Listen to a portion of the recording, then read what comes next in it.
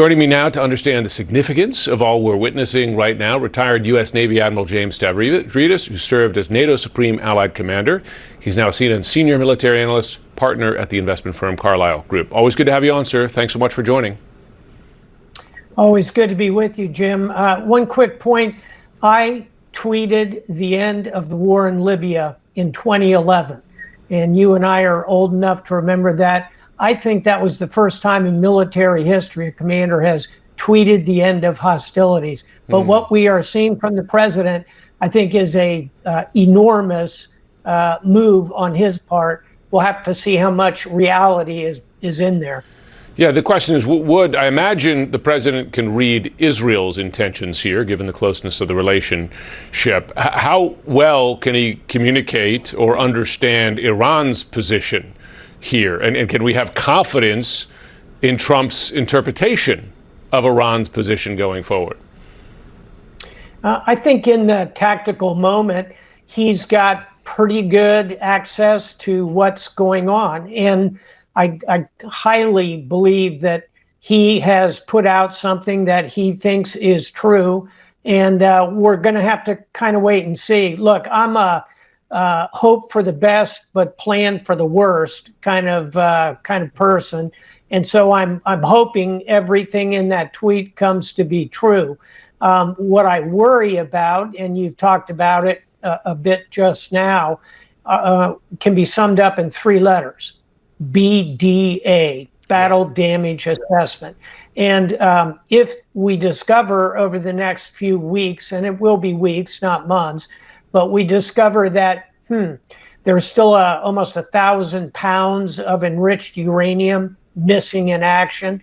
We discover that maybe all those centrifuges weren't inside Fordow when it was hit. Maybe there's a cache of those somewhere else. Or we discover through signals intelligence, listening, that the Iranians are still talking about a program. Those are the kind of things that we're going to discover as we do BDA, Battle Damage Assessment, and that may require kind of resetting the assumptions. But from where we sit at the moment, I was certainly happy to see the tweet, and let's hope it leads to a negotiation.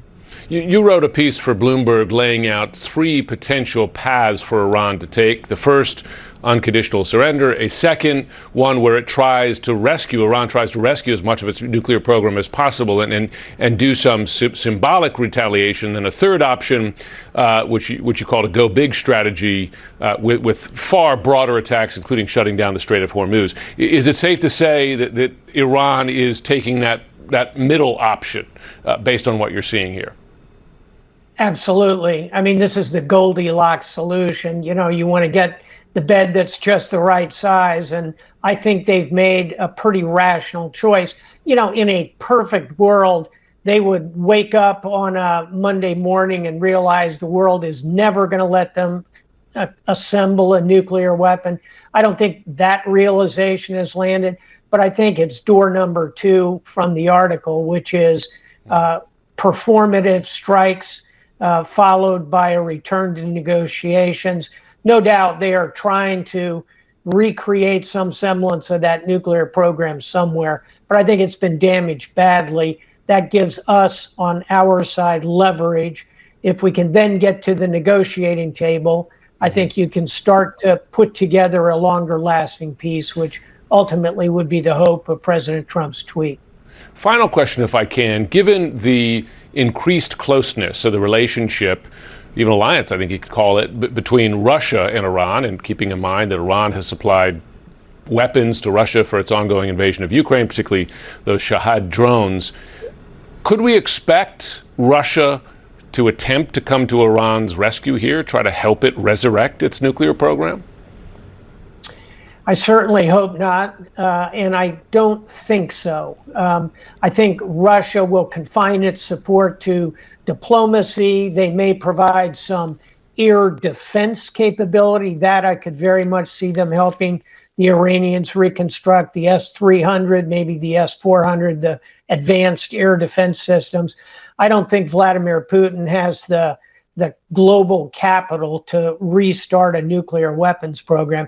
If I was going to worry, by the way, Jim, I'd worry less about Moscow and more about Pyongyang. I'd worry about North Korea doing something along those lines.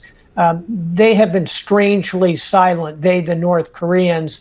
There's a lot of mischief that comes out from them, as you well know.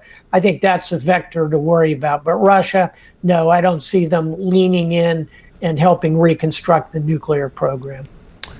Admiral James Stavridis, always good to chat. Thanks, Jim.